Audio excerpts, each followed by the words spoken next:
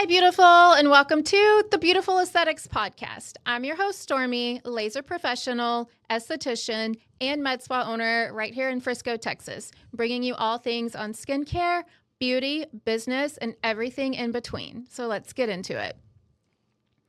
All right, guys, I'm very excited today because I have a beautiful guest. Her name's Holly. She is founder of Hoshi Studio here in Frisco, Texas. With over a decade in the permanent makeup industry, she has become known for her refined natural aesthetic and her science-based approach to tattooing, which I love. Not only is she a permanent makeup artist, but she's also a business owner, educator, wife, and a dog mom, which I love. So Holly, welcome to the Beautiful Aesthetics Podcast. I'm so excited to have you here. Thank you for having me. I'm very happy to be here. So first, before we really get into it, I have a gift for you. Oh, So this is for you. thank you. You're so welcome. Do I open it? Yeah, you can open it. That was so sweet. Thank you. No way. You're kidding. So you're You're kidding. official You're BA kidding. beauty member now. And it has Enhancing Beauty, Elevating Confidence on the back. Oh, it's a crop top. Thank you so much. You are the best. This is so soft. You're so welcome. Thank you. You're very welcome. So, Holly, having a med spa and being in the beauty industry, I get asked often, and when I say often, at least once a week, about brows. And I thought no better person to have on to talk about this than you. And you are who I referred to. I refer to Hoshi Studio, and I have for years, even before I opened Beautiful Aesthetics, because you're super known. Your girls you have there are very talented as well. So I know there's so much that you can help educate our audience on from the provider standpoint of it, but also the client standpoint of it. So why don't you tell me a little bit about you, your journey into this industry, and how you got to Hoshi Studio? Okay, yeah. So I, as a young kid, wanted to be an artist. I always wanted to be an artist, but you take that all the way through to high school and people start asking you what you want to go to college for, and you say art, and they're like, oh, no, that's not what you want to do. You're going to be a starving artist. It's really competitive. It's not what you want to do. And I listened, which is silly of me, but I did. So I decided to pivot towards physical therapy. I thought that's what I wanted to go to school for. Come to find out, I had been living with a fractured spine for about a decade of my life. Wow. And that very quickly showed me that I had some physical limitations in that department. So I went to college for physical therapy. I was on a dance team. I was very, very active. And discovered that I was in all this pain, didn't know why. I found out I had fractures in my spine that I'd been living with for a very long time. So I pivoted again and tried to figure out what was wrong with my back. And in doing so, started drawing again and came back to this all-consuming obsession with art and discovered permanent makeup. Wasn't sure what I wanted to do. My husband encouraged me actually to take my very first permanent makeup class. And I did not know. I had the same idea about permanent makeup as probably any general consumer. And I did not know what it was. I thought that it was simple, much simpler and much easier and much more straightforward than it actually is. And it is not. But again, all-consuming obsession after my very first class. And it wasn't a good class. But I loved it. And here I am 11 years later. And it still is, my life's all-consuming passion. I live and breathe permanent makeup every morning when I wake up and every night that I go to sleep. It's everything to me. I think that's important. That's truly important to have a successful business and keep it going, but also to have happy clients that come back to you and refer to you as well. Yeah, very much so. So how long has Hoshi been open? Hoshi has been open for 7 years. Okay. Yeah. And prior to that, I was operating under a different name that just never really felt like it was me. So whenever I opened Hoshi, I did a big rebrand, and now we're kind of known. You are. Yeah. You really are. And it's such a beautiful space. I love it. So they aren't too far from our Beautiful Aesthetics Med Spa, just kind of another intersection down. I am very jealous of your guys' sign. That's the exact Beautiful Aesthetics that I wanted, and they're very strict with what we have for our signage, but that's exactly what I wanted. I think it's just timeless and classic and very beautiful. I based it off the Tesla logo. Fun fact. Yeah. Okay. Sure did. I was like, I don't know. I like that one. Let's go for that. That's really cool. I like that. So I know when we were talking about this podcast, you had some points that you really wanted to bring up, like foundations of timeless beauty. What does timeless beauty mean to you? Does it look good and does it stay looking good for a really long time? That's what timeless beauty is. And there is a significant amount of education and skill in the permanent makeup department that is absolutely required to ensure that happens. Not even after just the first appointment, but being able to maintain that properly from touch up to touch up, year to year. If you miss the mark, you miss it. You absolutely miss it. And it's very difficult to fix permanent makeup. It is easier to fix Botox, filler, plastic surgery, haircuts, bad nail jobs, bad lash jobs, bad laser jobs. It's much, much easier to fix things like that than it is to fix bad permanent makeup. So missing the mark is a really big deal because it's not an easy thing to fix. And the amount of education and skill required to do it right is so much more than people realize. Than I even realized whenever I first started. And there is a lot of issues in the education department when it comes to permanent makeup. It's being oversimplified to a degree that is leading people astray. And it's a big problem, but it's not just our industry. It's across the board pretty much in all aesthetic and cosmetic services. I fully agree to that. All cosmetic services. But it's definitely scary in the laser industry that I'm in, but even more so with what you do. I mean, that's really hard if you can't even correct it sometimes. Yeah. I mean, have you ever seen I don't know about you, but I have never seen a tattoo fully removed.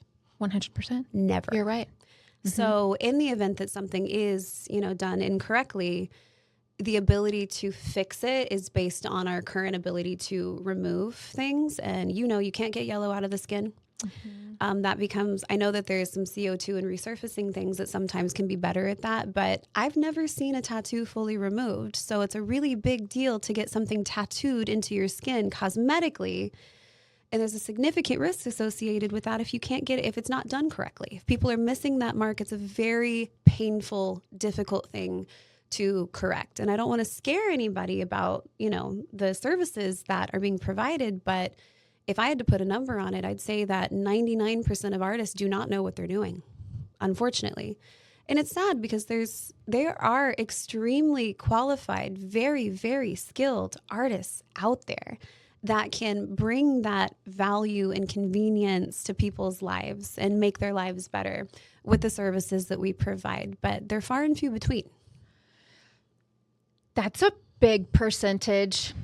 It's huge. Mm-hmm. And I wish I was over embellishing. I wish I was being dramatic.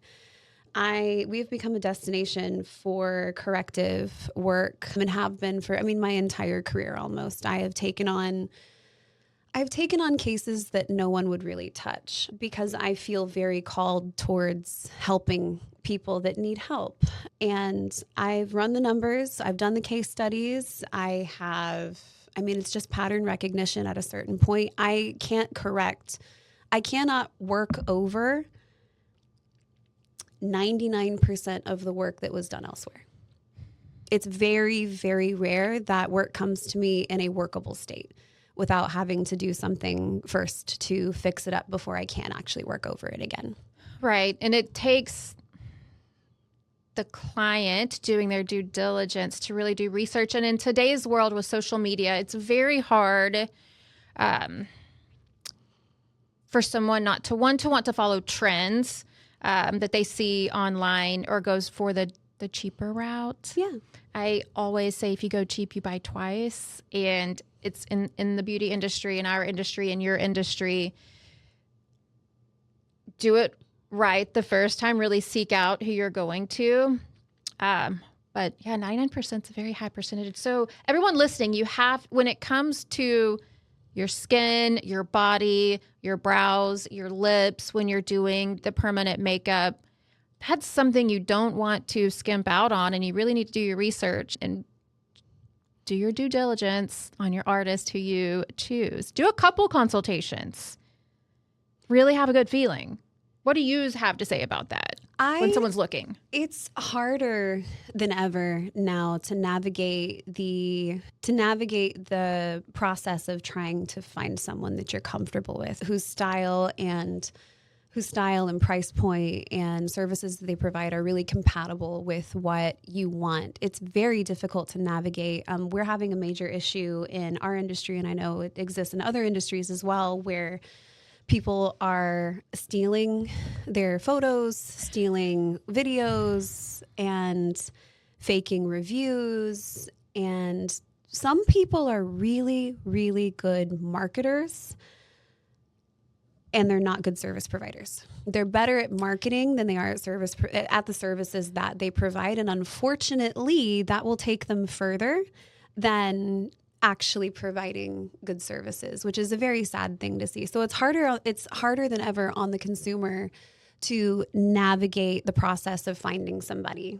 And that's why it's so important to go to in-person consultations. We live in a world where everyone's looking for significant convenience, and going to an in-person consultation is inconvenient. Unfortunately, it is your face, and it can make or break the impact on your positive self-image for the significant future. So you need to go and sit and have an in-person consultation, and probably a few. And you really need to be asking for healed work, specifically long-term healed work. And that is a lot to ask. That's a very good point. Mm-hmm. Because I know from personal experience, because I have my brows done, that the immediately afters don't look like that later on when they're healed. Yeah. That's a very good point. Mm-hmm. I need to start telling my clients that when they're out searching, if for some reason they don't go to you guys. Yeah. It's when we're dealing with when it's a tattoo at the end of the day, and my number one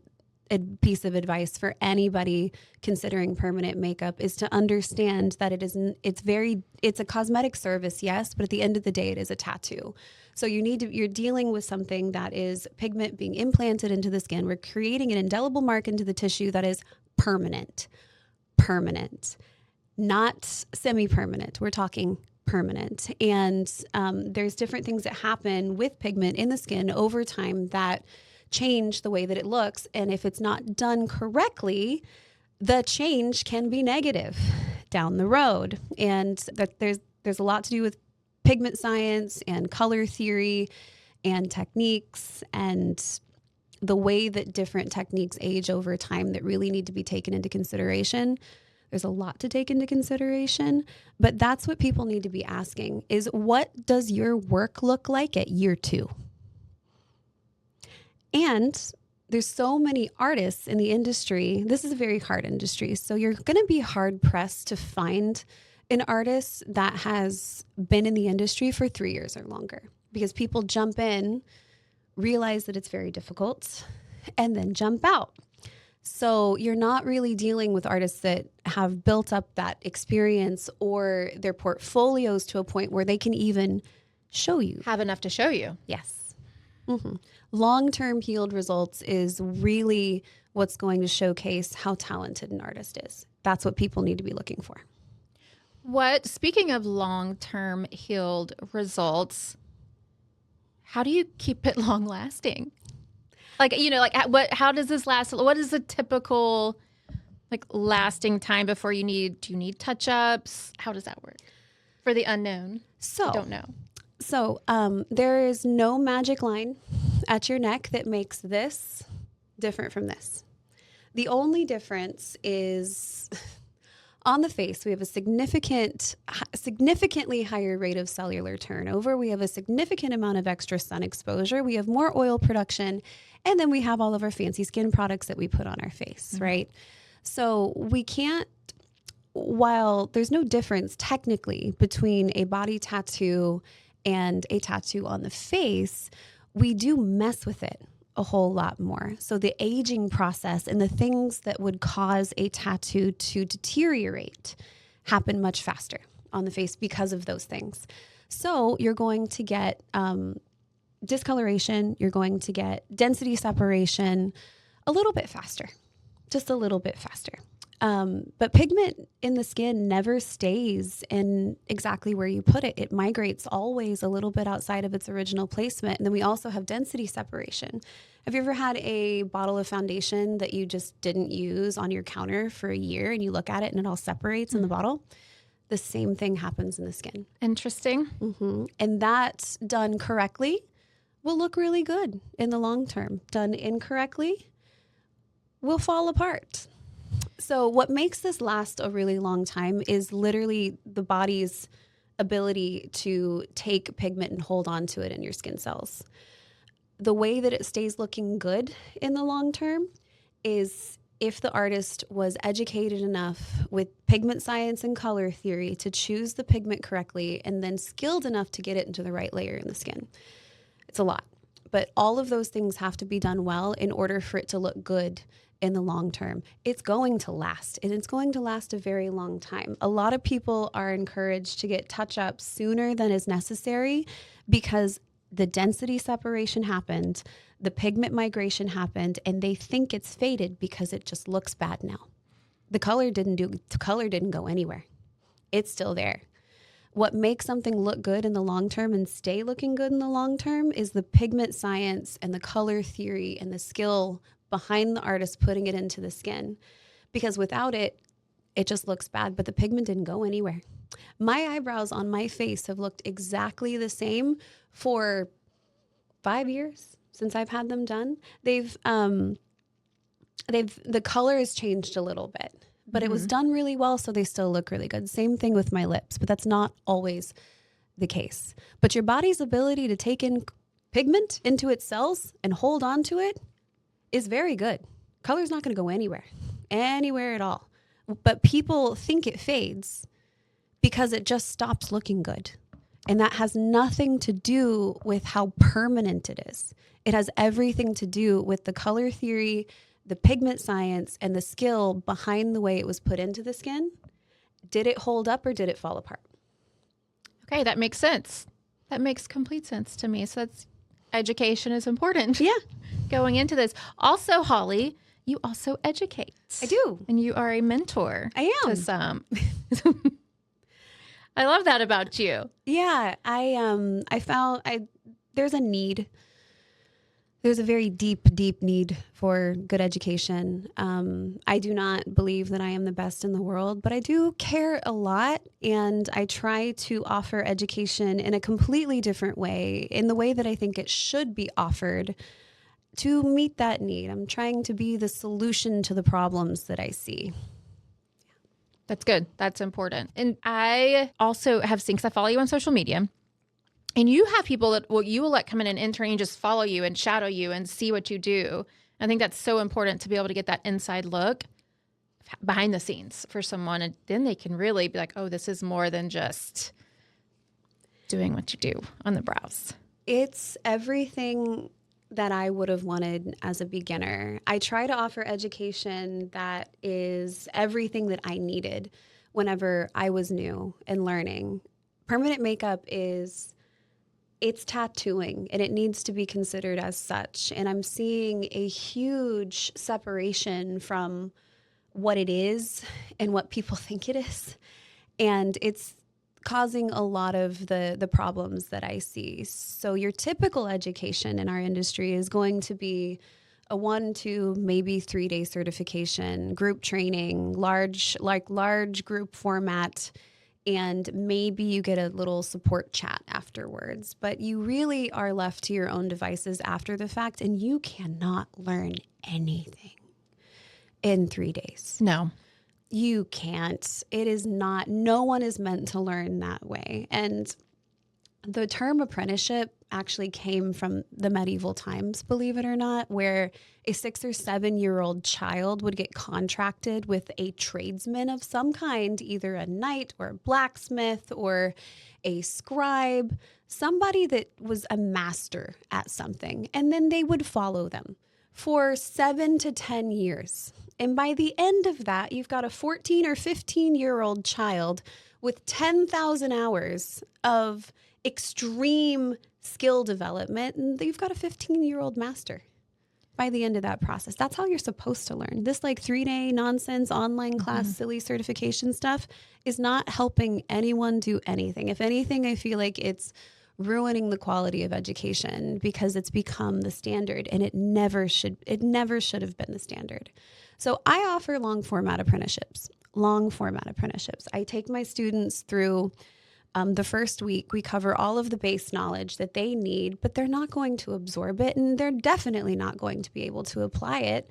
So when you're teaching someone to do body tattoos, an apprentice will come in for a year and scrub toilets and mop floors just to be able to watch someone work while they continue to draw and get feedback on their artistry before they ever learn to use a machine, needles, and then tattoo somebody.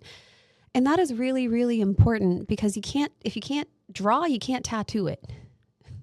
And that's a very important skill that you need to have before you even get to the needle part. So I teach my students in the first week all of the base knowledge, and then I don't expect anything of them after that.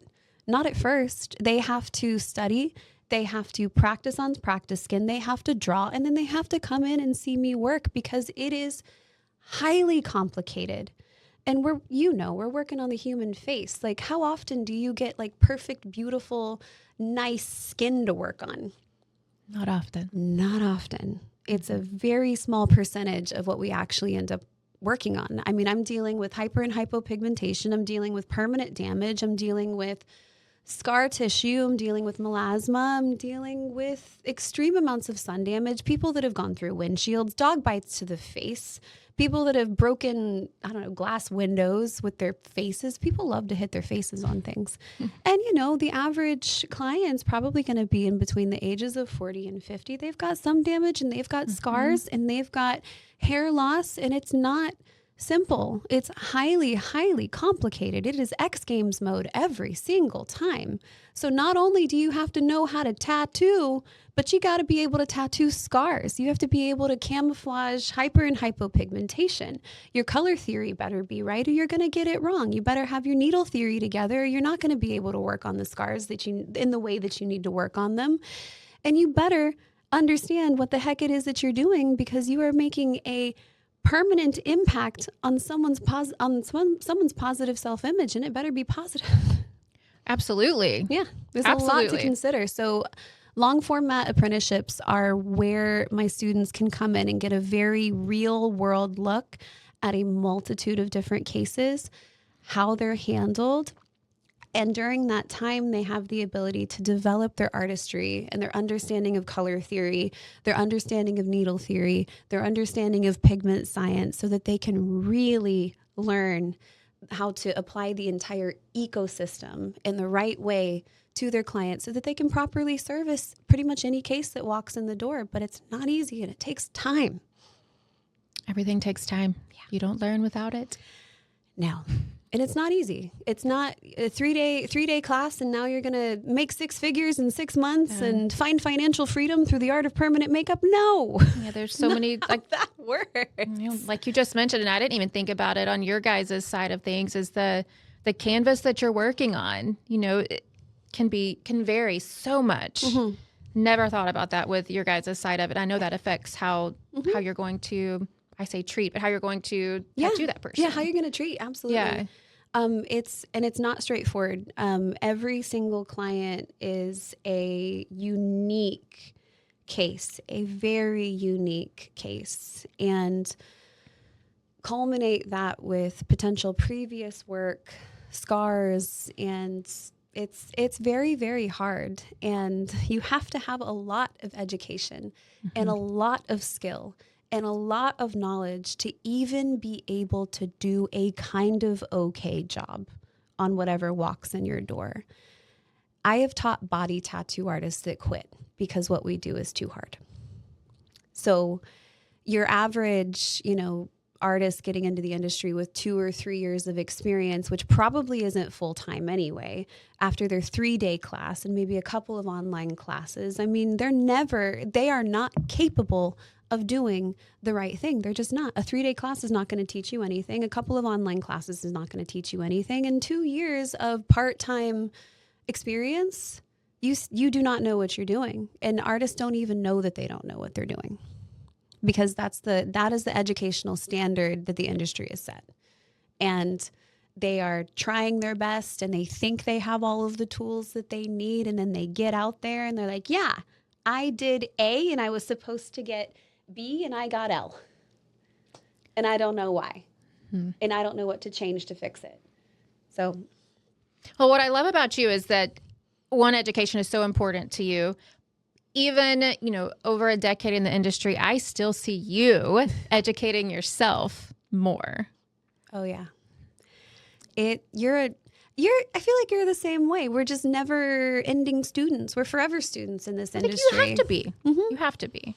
It's, education's always changing, and we can always refine our knowledge too. So we, as much as we know, we can always dial in on that and make it more precise sometimes. And with how much change there is in the industry with new products and new services and different types of things and trends, if you want to stay on top, you have to go through, and sometimes the trends are crap and you don't want to use them, but you still got to investigate to see if they're worth anything, so it's a constant amount of knowledge that you have to sort through and see what you like, see what you don't, see what you can refine. And if there's new stuff out there, maybe it's good, but you can't know if it is or not until you go out and learn it and then try it and decide for yourself. So there's a lot of experimentation and applying of the knowledge to sort through it too. It's a lot. It is. I say that with my industry too. There are trends that most of the time come and go. Not many new things stick around. I still educate myself on it. Also to the point of having a client that comes in and they've seen it on social media or TikTok and they're asking you about it. But that way I know what they're talking about and I can educate them why they shouldn't be doing this or why this might in fact be good for them. That is a really important distinction, because you can't just write off trends. Like you might know that they're not great and just ignore them, but that's not enough, because the client is going to see it. They are going to be like, hey, tell me all about this. I saw this on social media. You can't just say, yeah, don't worry about that. You need to have the education behind what that is so that you can clearly communicate maybe why that's not the best option for them. So we got a lot on our plate, girl. We do. We sure do. Running a business is very hard. Keeping up with all of the education and making sure that your services are of the highest quality and filtering out all the things you don't need, bringing on all the little things that you do. It's a lot. And you also, to even make Hoshi Studio even more rounded of a business, you added the laser removal, which just goes to show how many people are coming into you that need correction from not going somewhere so experienced. And so you've brought that on. Out of necessity. Out of necessity. I was having obviously with doing what we do, we have worked with laser removal clinics for a very long time where we've referred out to. And I was having problems. I was just having so many issues with the way that my permanent makeup clients were being treated at these clinics that out of necessity, I just decided to take it into my own hands. And it's one of the greatest things I've ever done for my career. The best person, in my opinion, to remove permanent makeup is a highly educated permanent makeup artist. Our level of pigment science knowledge applied to tattoo removal is indispensable.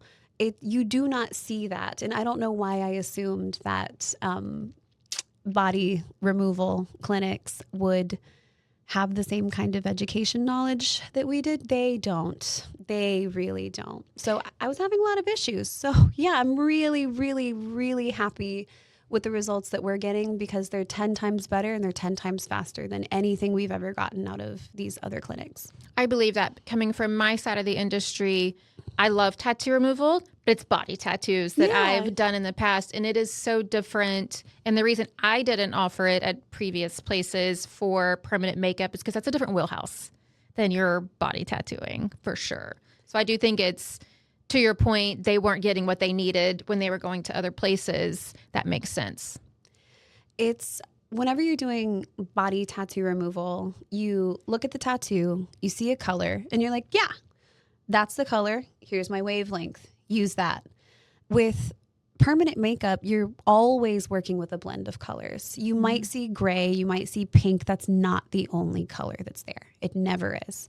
So it's much more complicated whenever you're working with a blend of colorants, and it's not so straightforward anymore than it is with body tattoo removal, which I totally understand.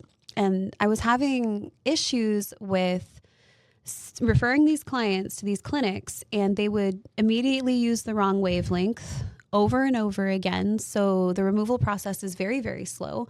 So what do? They crank up the power. And then we start seeing burns and blisters and hair loss and scar tissue. And they're seeing clients 4 weeks apart, which is much too soon, especially if you're blistering. And then they would get the client to still not a workable state. And they'd say, hey, you're done. Go ahead. Or we can't do anything more for you. Or you're not a problem anymore. And then they come back to me and I'm like, one, your skin has been destroyed. And two, I can't do anything with this. There's still too much color in certain places. It's in the way of me being able to create a proper result. So now we do it ourselves. Smart on you doing that as a business owner and for your clients that come to see you too. Yeah. It's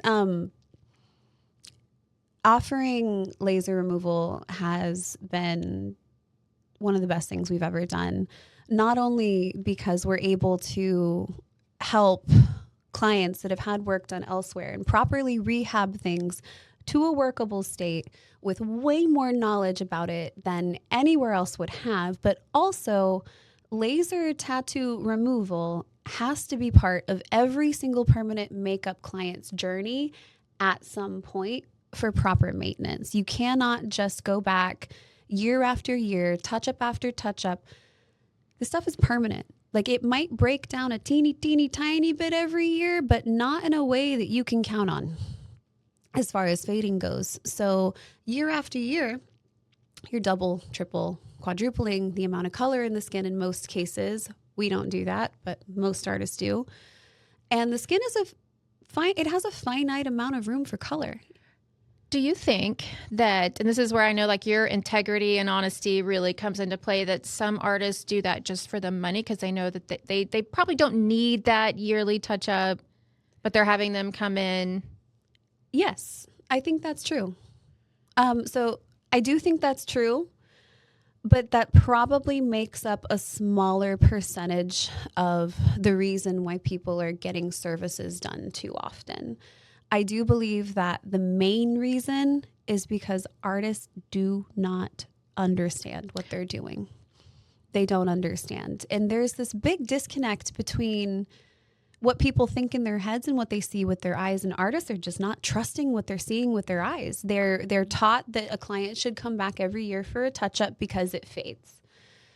And then so the client comes back in every year for a touch-up. It's not faded. It might not look the way it looked healed. It might not look the same as it did a year ago because the densities have separated and the pigment is migrated and the color, it's discolored, and but it's not because it faded, and a touch-up isn't going to fix it.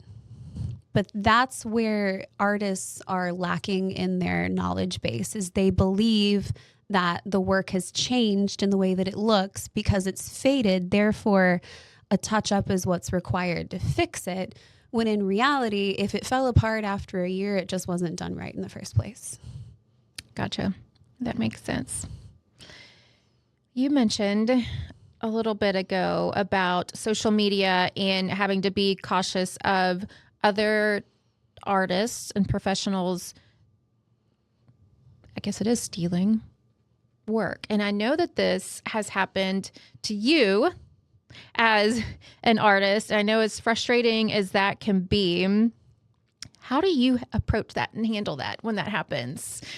Well, it happens. Because I think that'll help other people that might be listening too, and it's happened to them. Yeah. And I know you stay professional. Yeah. I never want to be mean or hurt anybody's feelings, but I also don't want to let people believe that it's okay. And how often this is happening, the sheer volume that it's happening at, it's almost like the industry is trying to believe that it's okay, and it's not okay. It happens to me almost every day at this point. Holly. Multiple times a day even. Probably at least 20 times a week, where my actual videos are getting ripped off and reposted. To me, it's stealing if you are not crediting the original artist and you are posting work that you did not do as a way to advertise your business. That is stealing. That is impersonation. There's a lot of issues with that. I'm not really personally offended by my work getting stolen at all. My issue is the extortion and the acceptance of this practice of stealing. That's my issue, because it's not cool and it's happening a lot. So people are like, oh yeah, this is a fine thing to do. It's not a fine thing to do. And then the client suffers because of it. Right. Because they're booking appointments with an artist because of work that the artist didn't produce, expecting that quality of a service, and then they go and that's not what they get. So big problem. So what I do is it's a lot, and I don't catch everyone because the volume is a lot these days. I have to start doing better about watermarking and things of that nature, but trust me, it doesn't always stop them. Right. I reach out to the artist specifically. I'll leave comments and I'll say, hey, this is my work. Give me credit or take it down. And sometimes they're okay and they'll do that. Other times they'll just block me.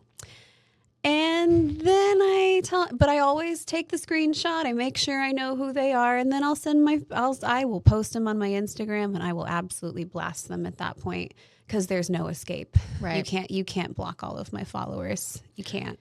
My followers typically take care of it for me. They typically will. Yeah. And so guys, you have to be, this is another reason why you have to do your due diligence when you're looking for an artist, because what you see when you're looking on social media, it may not always be their work. We've actually had, interestingly enough, in the past year, we have had 2 cases specifically where clients have come in and with previous work that had to be removed, that was absolutely atrocious. One of them was even an emergency removal. So within 48 hours, if a client comes in within 48 hours of having a service done, we have something we can do where we can remove all, if not most, of the color. But it has to be within that 48-hour window. 2 clients have come in telling us that they were convinced to book an appointment with an artist based on photos that did not belong to that artist. Followings that were bought, reviews that were bought, portfolios that were completely stolen. And these are local artists with no experience that right off the bat decided to fake their entire visibility on the internet to look established when they weren't. Completely faked a reputation that did not exist, with reviews and a portfolio and a following, all of it bought and paid for and fake. And it works.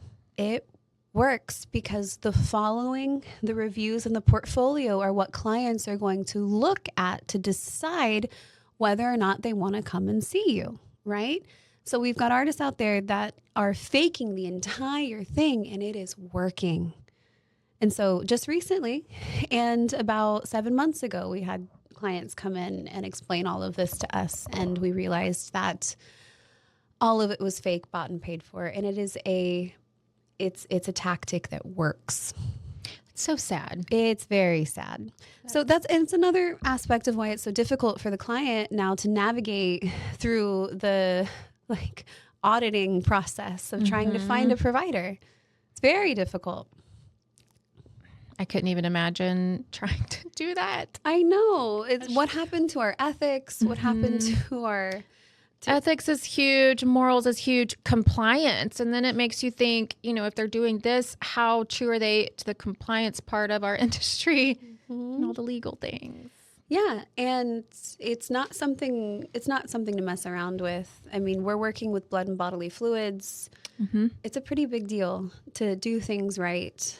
And if people are faking it that hard, I wouldn't trust them to do any other parts of the service correctly either. Right.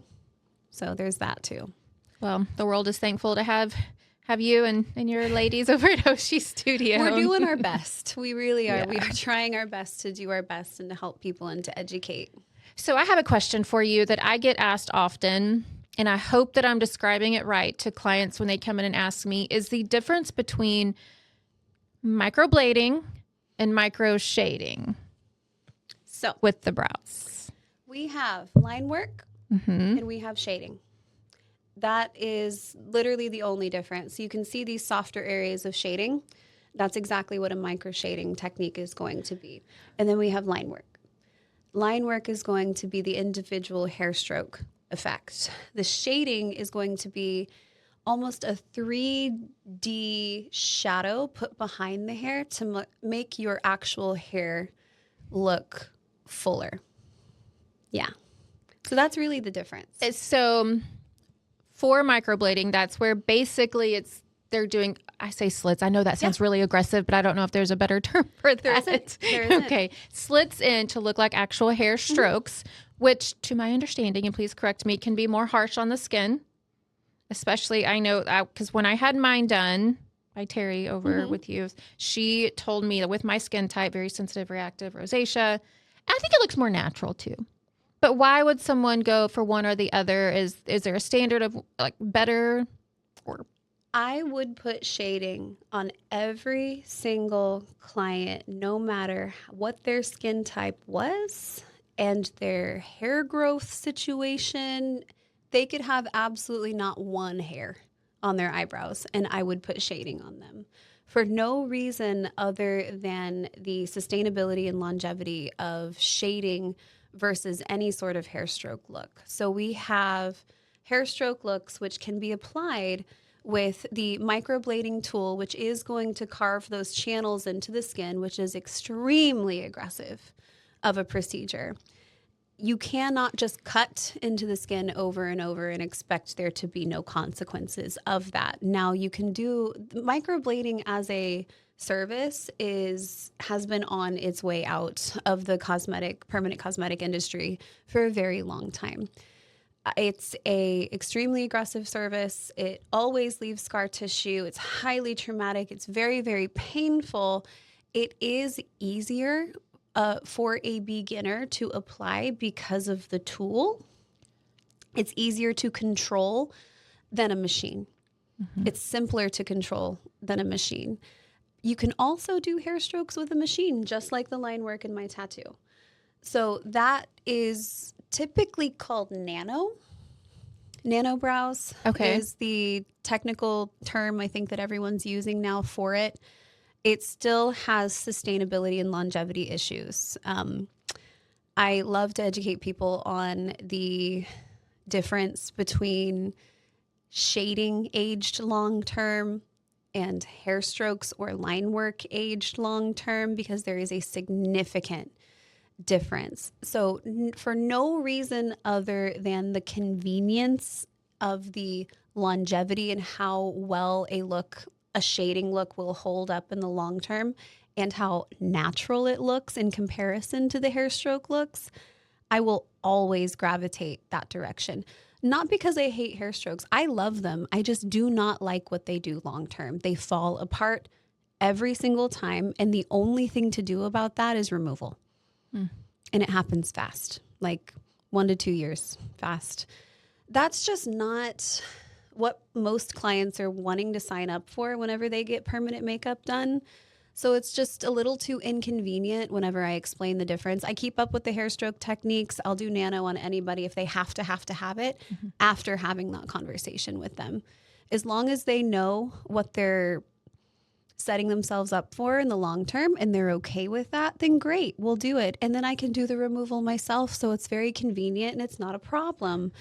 But most clients, after having that conversation, are going to say, that sounds like a lot.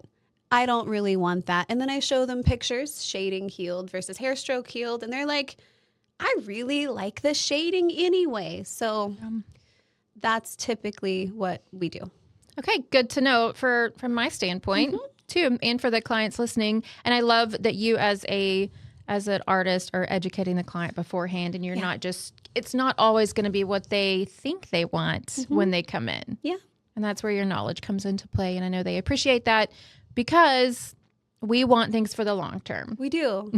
And that's what the beauty of permanent makeup is, right? People want the convenience of the long lasting effects of having something very flattering long term on their face.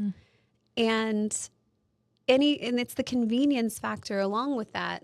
So if you think you're going to get hair strokes because the internet told you that's what you want, and you think that you can just have it done and there's no maintenance involved and it's just going to look really good for a long time, which is what the internet would tell you, is not true. You're looking at a year before that look really starts to fall apart, and 2 before you really need things reinforced. And after a second application, man, you need removal. It doesn't look good. If it stops looking good, you need to take it off. And the only way to take it off is laser. It's just the way it is. The best way to do it. Yep. And you've got it there. I do. So you can do it. So at least there's that. Yeah. So transparency and honest conversations with your clients goes a long way and leads to that long-term relationship for you. Always. Yeah. And it's not a fun thing to do, especially when clients are coming in with previous work. Have you run into this issue where people have had a service done that you also offer somewhere else, and they're like, yeah, it was great, it was awesome, I really loved it, but you look at the results and you're like, man, this is just not good. This is just not what it's supposed to be. It could be so much better, but the client really does believe that it was great, but it's not. Right. We run into that a lot. So they don't know what they don't know. Yes. We run into that a lot. So we get clients in with, horrific previous work. The worst thing you could possibly think of, it's 10 times worse than that. And we're looking at things that are just awful, just pure awful, ballpoint pen blue, make people look crazy. And they're like, I love it. It's great. I just need a touch up. And you're like, okay, here's how we can improve. And so diplomatically helping the client understand the ins and outs of what good permanent makeup is, what it should look like compared to what they currently have done, is something I do almost on a weekly basis in consultations. And it's not an easy thing to do. Permanent makeup can look outrageously beautiful. So natural, so gorgeous, lasts a really, really long time, easy to maintain, elevates your everyday life for a really long time. I'm talking 8 to 10 years before you even need to consider a tiny bit of laser just for maintenance. That's what good permanent makeup is supposed to be. And if it's anything other than that, it's not good. It's bad. And it can cause major problems in the long term. But trying to navigate the conversations with clients coming in that have had their brows done twice and they're ballpoint pen blue and huge and they look like a clown and they're like, I love it. Yeah. It's really hard to navigate. So that's something that we've been having to do feel like all of us at least on a weekly basis. So that's been tough. So at Hoshi, you guys, because I know I've been talking a lot about brows. Yeah. But you also do lip blushing, Yes. which I want to have done. It's not a fear of it hurting or pain, but I am going to get in there and get it done. I don't know what's keeping me from it, but I do want to get it done. So the brows, the lip blushing, and then do you guys do like, what's it called? Scar camouflage or scar revision, where you can like help with like post-surgery scarring, or do you do any breast cancer like scarring to help? So I am of the belief that what we do is so difficult and so involved that beyond two modalities, a jack of all trades is a master of none. So that's the kind of reverence that I give to our craft. So there are artists out there. There's artists out there that are really, really good at one, maybe two things. Honestly, the best artists out there, they do one thing. They do one thing and it's all they do. And it's just shading. They don't even touch hair strokes. It's just one thing. They know their wheelhouse. And They do. They stay in their lane. And I do think that focus elevates their craft to a degree that makes it really untouchable. And then after about 5 years of focus, you can start bringing on something else. But man, a jack of all trades is a master of none. So you really got to keep yourself contained if you want your services to be exemplary. You really do. So we do some scar revision stuff, but it is more microneedling based. And we bring in artists that offer eyeliner. We give them some guest spots, and I put clients in much better hands than my own for the things that I don't offer. So there's actually an artist in the area that does amazing scar revisions. She is really, really good, and it is a rare thing to find somebody that is as talented as she is. So we do refer our clients out for that. I have artist friends in the area that offer the areola restorations that have specialized in it for a very long time, and they are amazing. And then I have some guest spots that I offer to artist friends that are masters in eyeliner, and they're incredible. It's really, really cool to see, but man, that's their thing. Yeah, I love that you refer out. I do that too. I'm like, if it's not something that I can do or feel comfortable for doing, you know, it's a large industry, but it's also a small industry. So I know I can refer you to someone you're in good hands. And because like you said, you can't do everything. I tried and I just followed the trend where I saw so many other artists. There is this idea in our industry where artists believe that you should be able to offer anything. All of the modalities, brows, lips, liner. We do offer freckles, by the way. Those are very simple and very easy. That's like child's play compared to everything else. As long as you get the color theory and the pigment science right, it's pretty easy. But I tried because everyone else seemed to do it. I tried brows, lips, liner, all the different styles, shaded liner, lash enhancements, bottom and top, wings liners, large wing liners, small wing liners, all different kinds of things. And very, very quickly, I was like, I am overwhelmed. This is taking away from the quality of my other services. I do not like that. I do not like what the quality of my new service is compared to the things that I have been offering for a very long time. This is not fair to my clients. I would rather put them in much better hands than my own than pretend like I can offer something that stands up in quality to the other things that I've been providing for a decade. I'm not going to do that. So I stay in my lane.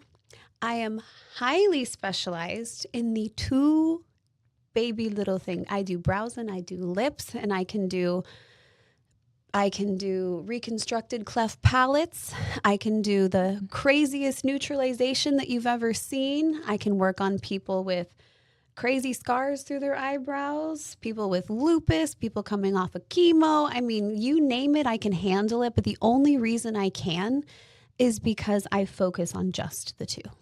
And I stay specialized in just those two things so that I am very capable of handling 90-year-old Margaret that just went through a windshield, or I can handle a crazy neutralization case. I can deal with alopecia and all different kinds of things because I stay specialized, and I prefer to keep it that way. It's much less stressful. Yes, I agree with that. So let me ask you, and we're coming to a close here. What is, if you could give one good piece of advice for professionals about building a sustainable, authentic business? If I had to give any advice to anyone doing anything like what we do, it's to keep it small and make people happy. Number one, over anything else, is make your clients happy. And not just your clients, because sometimes they'll be happy with things that you're not happy with. You need to make yourself happy too. So if you feel that you are providing quality services and your clients feel like they're receiving quality services, are you actually solving their problems? The rest just happens all by itself. You don't need to worry about it.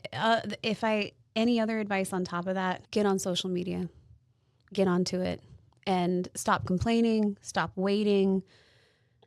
Just do it. Just start doing it and just figure it out and just bite the bullet and get it done, because without the social media presence, nothing else works. We just talked about how people out there offering services are hundreds of times better at marketing than they are at providing the actual service. Mm-hmm.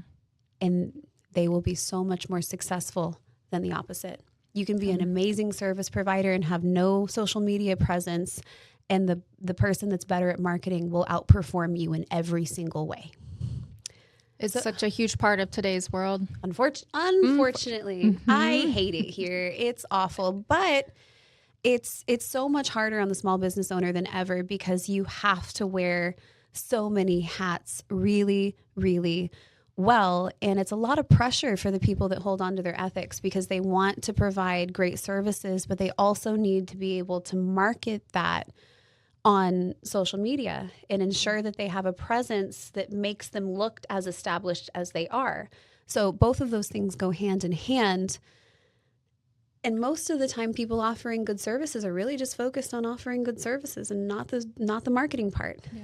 And it's sad, but you really do have to do both, because the people that are more focused on the marketing than you will outperform you in every way, even if they suck. And that's sad, but it's the truth. That's good advice. Yeah. It is the truth. Mm-hmm. It is. Perfect advice for that. So is there anything, or do you feel like you've got it where you want it right now, but what's next for Hoshi Studio?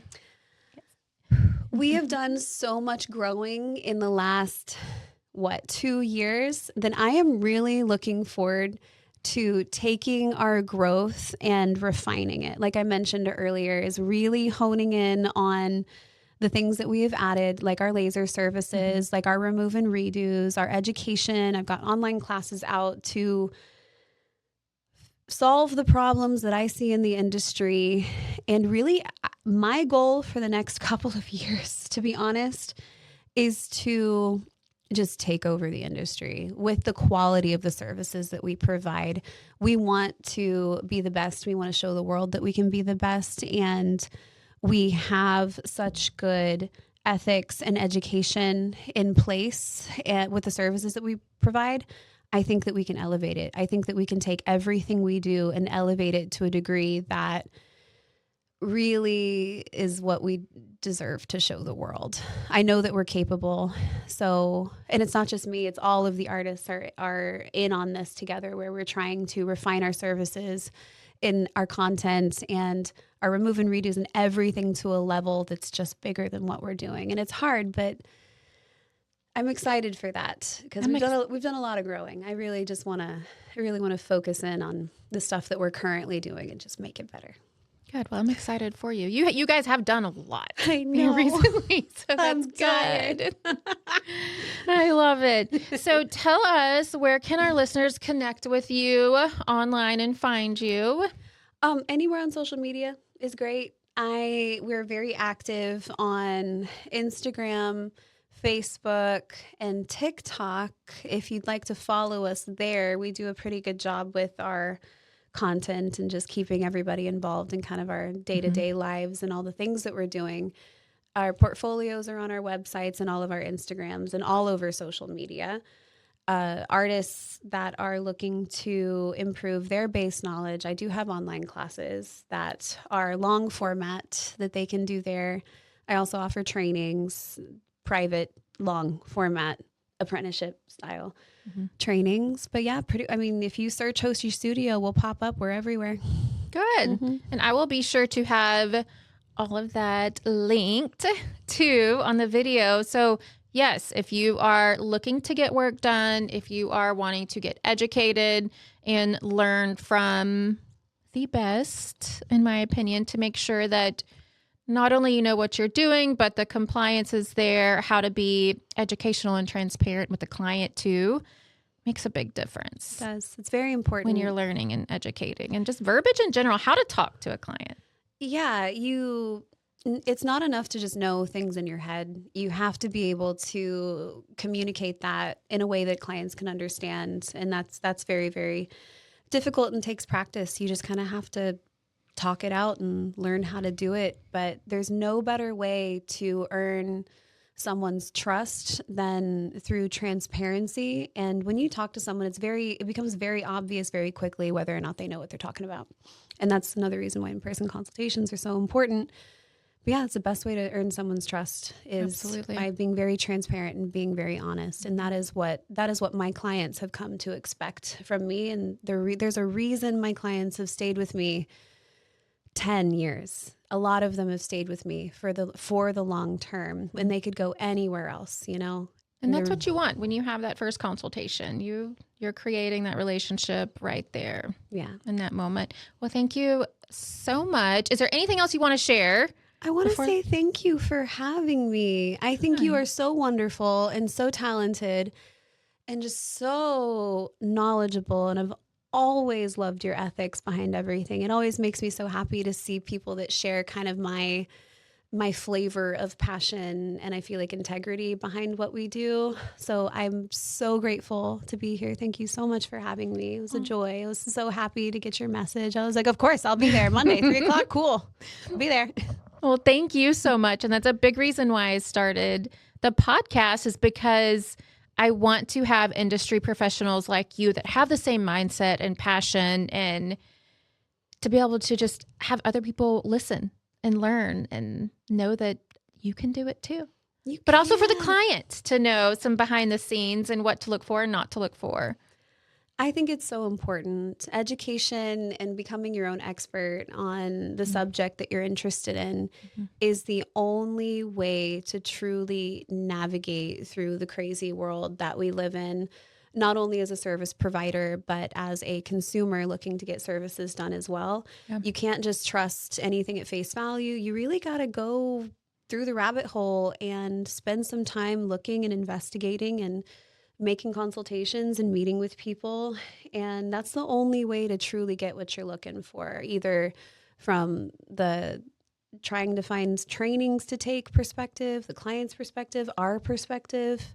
Staying on top of things takes a lot of work and a lot of investigation and a lot of experimentation. And I think everyone needs to apply that no matter what you're doing. Looking to take classes, looking to get certified, looking to get better as a provider or as a consumer trying to get things done. You really got to take it seriously. Yeah, you have to do your part too as a consumer. So again, thank you so much. I will have all of Holly's information, Hoshi Studio, linked, and thank you so much. Be sure to hit subscribe to the Beautiful Aesthetics podcast. Also follow us at beautifulaesthetics.frisco on Instagram, where you can also find more behind the scenes action on laser treatments and business ownership at that. Thanks, guys, and we'll see you next time.